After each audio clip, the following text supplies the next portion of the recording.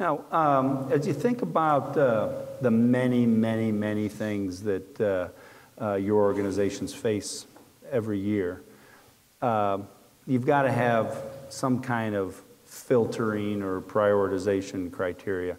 What are yours? How do you approach that? Andy, you want to? Sure. You know, when you're in a company, there's a certain set of priorities that you have to all align around. As a consultant, I get to come into a company and help them figure that out, help them figure out what the metrics are by which they're going to decide what to do. So there's a certain amount of wrangling and politics that happens when you're inside a company, but there's also a distance and perspective that you get when you're outside of a company. And I think the main task of somebody coming in from outside is to help the executive team especially, but not exclusively, figure out what it is that matters to them. I work with a company whose mission is to create healthy individuals and healthy communities. What does that mean? And how do you use a mission statement like that, which is a wonderful mission statement, to help make trade-offs? So for me, it is really more about eliciting those things that ladder up to the mission statement. Mm-hmm. Is it about the number of people you serve? Is it about how you serve them? Is it through partnerships? What are those metrics that comprise the trajectory towards that mission? Right. Tim?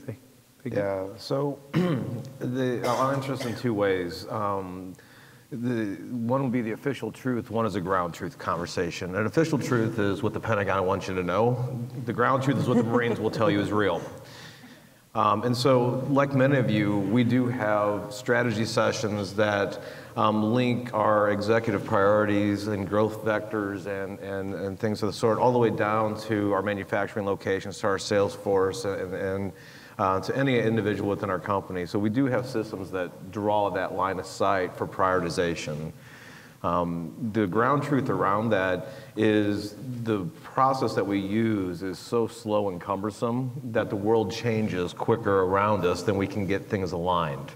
And so we as a prioritization methodology, follow that path unless a compliant squirrel runs in front of us, and then we chase it.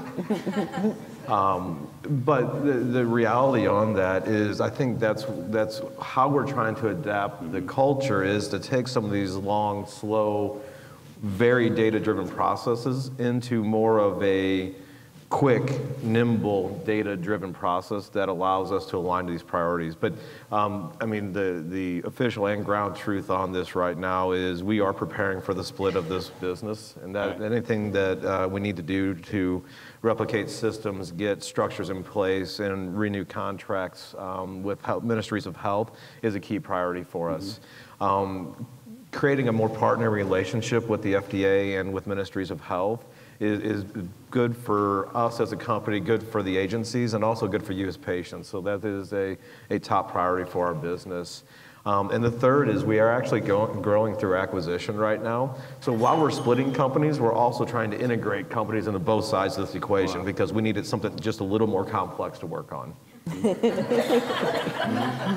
So how do you see the whole filtering decision criteria thing, Vicki? Well, right now we're really being pushed to grow our earnings per share. So what we do is, I am an engineer by background, so I like to take what I know is got to be the answer and work backwards. And so what we've done is we're trying to structure our capital priorities and investment priorities around ensuring that we're very focused on growing our earnings and growing our cash flow, especially in the slow price environment. And so what we've done is, working backwards, the new ideas that we get, we really try to vet and compare the magnitude of the impact versus the resources required to implement it. And so if someone can come to our executive team with an idea where they clearly understand those two metrics, and then they can link that to how it's going to impact our company performance, then those are the ideas that rise to the top and that have the better chance of being implemented. With that said, we're very focused on paying attention to our employee base right now.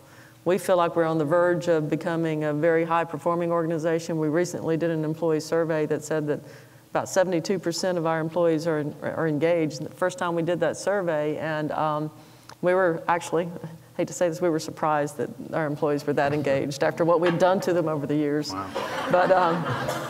But they are, and I think that now gives us a very good chance to really turn this organization into one that can get things done. So as we're looking at those priorities, we're very focused on what we have to do with our staff, with our personnel, to ensure that they're equipped to do it. They're equipped to, because they're coming up with great ideas. But there's so many great ideas. It's really making sure that the person who has the idea, has the support, has the resources necessary, can get those quick wins, and then feel energized to continue to do that. So that